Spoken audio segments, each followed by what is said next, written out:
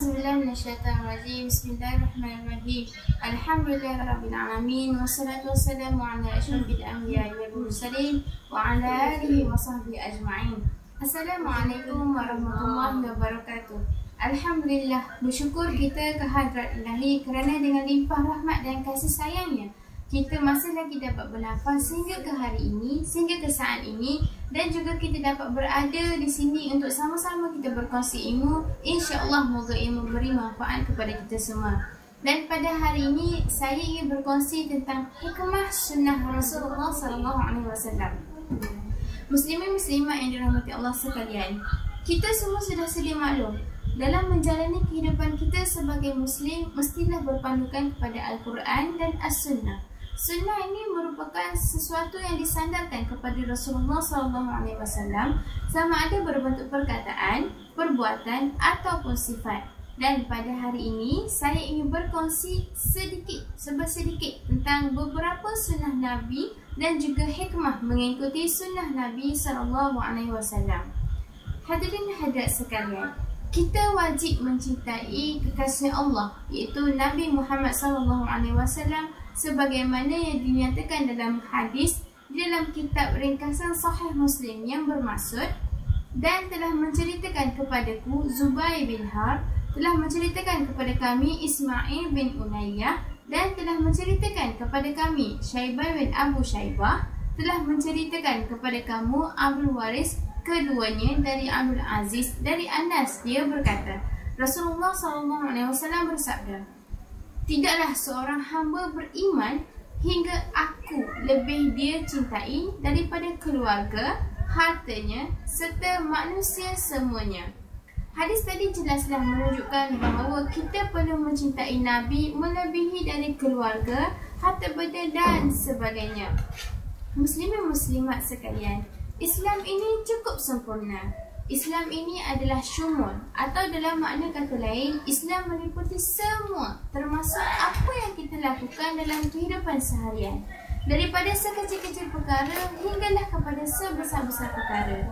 Dan Alhamdulillah, betapa beruntungnya kita kerana dilahirkan sebagai seorang Islam. Tidakkah kita ini menjadi hamba yang bersyukur? Dan sebagai contoh, dalam tabiat pemakanan yang boleh diteladani adalah mengikut sunnah Nabi SAW. Dan jika dikaji, amalan pemakanan baginda amat bertepatan dengan ayat Al-Quran dalam surah Al-A'raf ayat yang ke-31 yang bermaksud, makan dan minumlah dan janganlah berlebih-lebihan. Suka saya kongsikan beberapa cara makan sunnah Nabi SAW. Yang pertama, membaca doa sebelum dan selepas makan.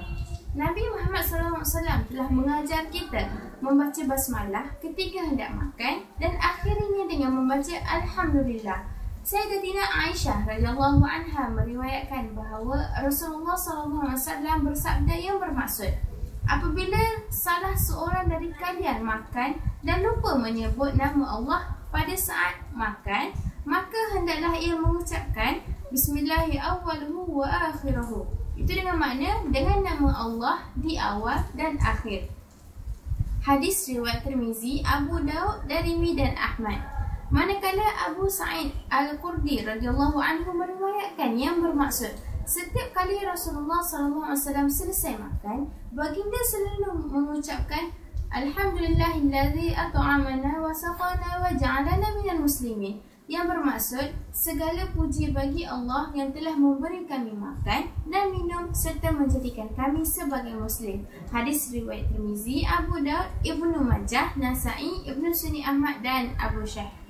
Hikmah membaca kedua-dua lafaz tadi adalah kita sebagai seorang Muslim, supaya kita sentiasa mengingati bahawa makanan yang hendak dimakan itu merupakan satu nikmat, rezeki dan juga anugerah dari Allah, dan secara tidak langsung akan terhindar dari sikap berlebih-lebihan dan membazir.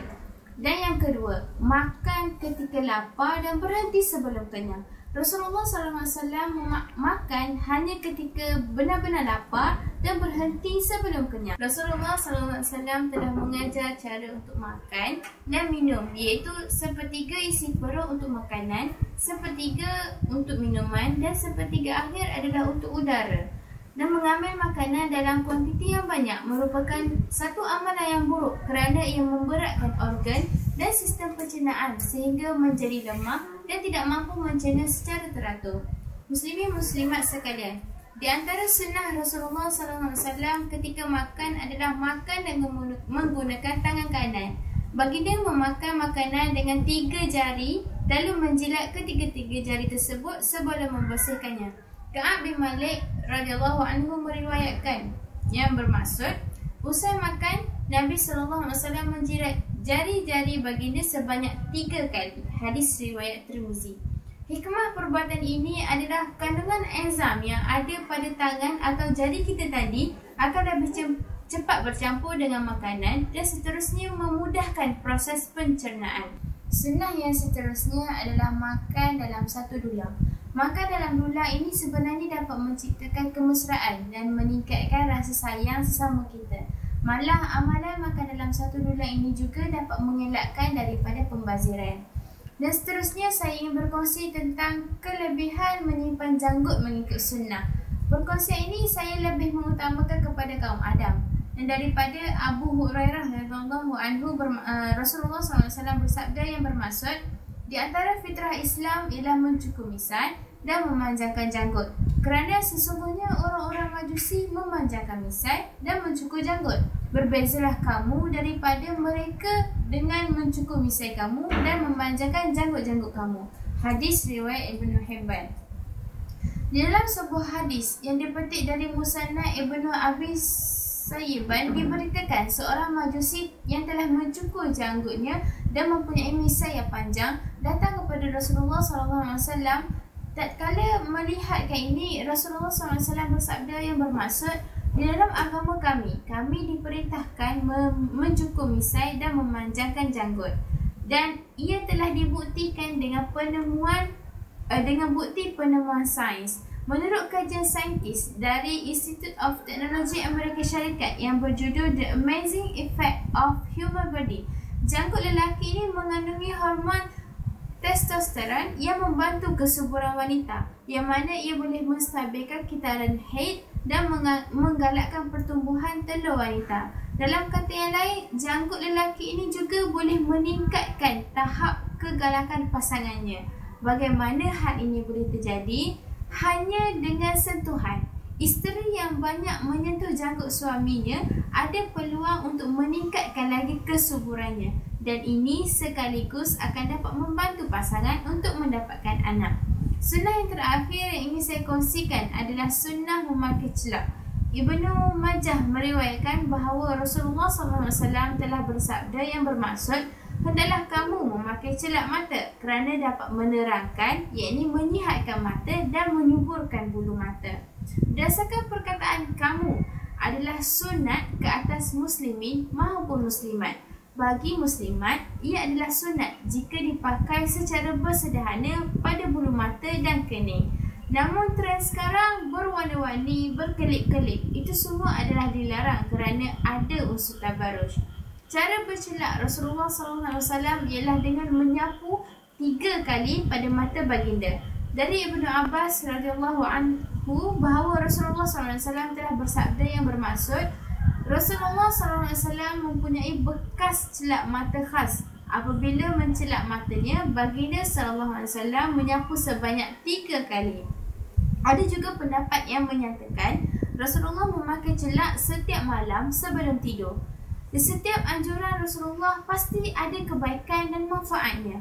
Berdasarkan hadis di atas tadi, jelas kelebihan mencelak ini ialah menyihatkan mata dan menyuburkan bulu mata. Hadirin sekalian, antara lainnya hikmah bercelak ini adalah menyihatkan mata, menguatkan dan membersihkan pandangan, menghilangkan penyakit mata dan mencantikkan mata atau menyinarkan mata. Muslimin muslimat yang dikasihi sekalian, sebelum saya mengakhiri ceramah ini, suka saya simpulkan tentang hikmah sunnah Rasulullah SAW. Sebenarnya terdapat banyak lagi sunnah Nabi yang perlu kita ikuti dan contohi. Ia meliputi semua aspek termasuklah dalam kehidupan kita seharian. Apa-apa sahaja yang kita lakukan mestilah bersandarkan kepada sunnah Nabi SAW. pahala kita dapat, Nabi pun sayangkan kita. Akhir kata, hidupkan sunnah-sunnah Nabi dalam kehidupan seharian. Sekian, Assalamualaikum warahmatullahi wabarakatuh.